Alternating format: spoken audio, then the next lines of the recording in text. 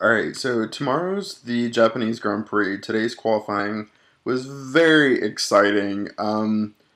It had dull moments. I think there's been some chatter about having a rule for qualifying next year that would basically eliminate the problem that we're having, especially towards the end of this season, which is, for those people who don't know Formula One that well, there are three parts of qualifying: Q1, Q2, and Q3. You start out with 24 cars. You lose seven people in both the first and second part of qualifying. And then the 10 that are remaining try to set the fastest lap, and they set their positions. And what's happened in the last couple of races, and what happened again today, is that teams are using up all of their soft tires. Teams get two compounds for each weekend, a softer and a harder tire. And I think Pirelli has four compounds to choose from: super soft, soft, medium, and hard.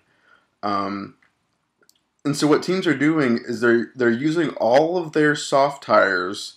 Some of the teams, like the Force Indias and Renaults and Williams on the grid, are using all their soft tires to get into Q3. And then what they're doing is simply not running a time. Because under the current regulations, once you've gotten in to Q3, you have that spot. So you know you're going to get a spot in the top 10. And so what they're doing is using all of their tires in Q2 and then just not running in Q3 because they know they're not going to beat Ferraris and McLarens. And I guess there's not an actual problem with it because, as I think Eddie was saying, we criticized teams, Force India last race, but it's a smart move because they're saving tires that then give them a good advantage during the race. But it's not making qualifying interesting. I mean, I feel as though, you could put Heikki Kovalainen into Q3, and he's not going to have a fast car, but he's going to go out and wring that car to within an inch of its life. And I think that's part of what the problem is with people not running in Q3, is that, the fans are there to see a spectacle for qualifying. It's almost as important. In some cases, it's more important than a race. There are a lot of races that are won from pole or won from the first or second row. So qualifying is very important, but if teams aren't treating it as such, it feels like there's maybe a letdown. Having said that, McLaren didn't quite get qualifying right today. Some people went out for a run on the hard tires first, or a scrubs. I think they were scrub set of soft tires, and then they came in, waited a few minutes, and then, with just enough time to get an outlap in, they left. And what happened was Lewis Hamilton had Jenson Button ahead of him going into the final chicane, and so he tried to back off to give Jenson space, but they were running out of time. So the onboard footage was really hilarious. You've got Mark Webber going around the outside, Michael Schumacher going around the inside, cutting the chicane, going through some grass and dirt, with the end result being that Michael and Lewis didn't get to set lap times in the very end of Q3, and Vettel and Button ended up qualifying higher than Hamilton. So it was a tactical mistake on Lewis's and McLaren's part. But having said that, this was the race or qualifying that has most looked like Red Bull could be beaten on pace. Canada was a good race in that McLaren, were just waiting for Vettel to make a mistake, and they capitalized on that. But this was the first time for me this season that through practice and qualifying, it looked like McLaren had Red Bull's number.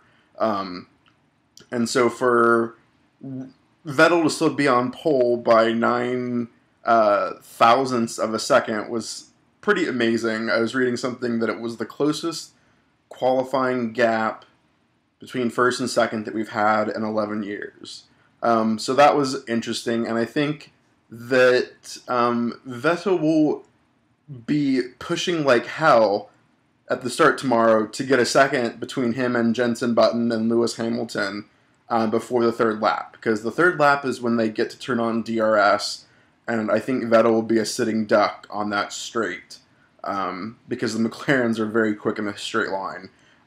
Having said that, it was pretty interesting that Mark Webber wasn't second or third or fourth. He qualified all the way down in sixth, which I think will hurt Vettel a little bit, because I think a lot of times he's had Webber as sort of running interference with everybody else. Not because that's what Webber was doing, but because Vettel had a faster car and Webber was able to hold up the McLarens and Ferraris when they probably had a better race pace.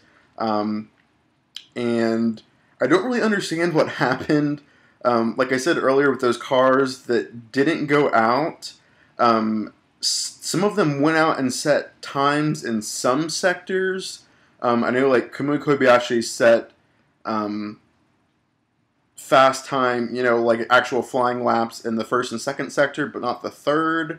So Kobayashi had originally qualified, I think they had him listed him as 10th, but then when they went back, there was something wrong with the timing, so he's 7th.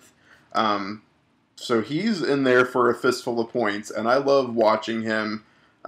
He loves making moves into the hairpin after the two Degna corners, so that'll be fun to watch.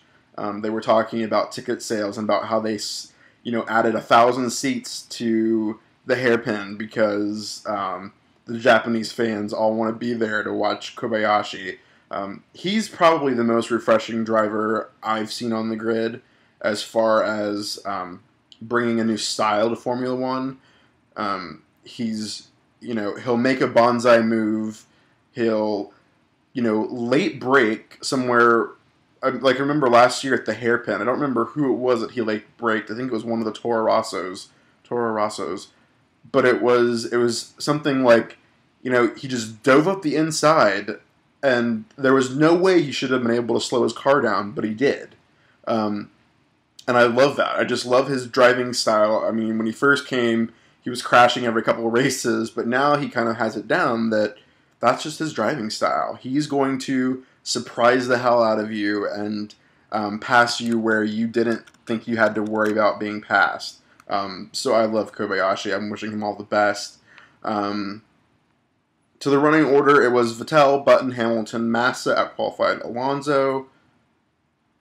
Massa, Alonso, Webber, Kobayashi, Schumacher, Senna, Petrov, Sutil, DiResta, Barrichello, Maldonado, Buemi, Alguersuari, Perez, Kovalainen, Trulli, D'Ambrosio, Glock, Ricciardo. Nico Rosberg in 23 had a hydraulic problem.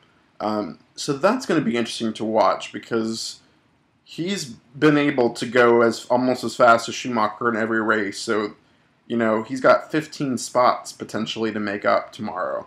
So I think it'll be fun to watch Rosberg because I think he's having to fight for his seat. I think maybe, I'm not sure when his contract is up, but Schumacher has really started to improve, and we haven't really seen Rosberg continually improving. So Rosberg could probably be safe if Schumacher quits this year, but if Schumacher doesn't retire this year and Rosberg's contract's still up, he could find himself maybe, I don't know, fearful of his seat. But anyways, it'll be fun to watch him tomorrow. And the Renaults, I mean, they're still kind of down there. I think I'm a Kubica fan, so I want Renault to do good so that if and when he comes back, which hopefully will be a win, not an if, but I want them to have a good car. So hopefully next year Renault will have a good car. But anyways, the race starts tomorrow. It starts at 2 a.m. Central Time, 7 a.m. British Standard Time. and I'm not sure what the local time is there in Japan. I think it's mid-afternoon when the race finally starts, but anyways, should be thrilling. Suzuka's never boring, so I'll talk to you guys.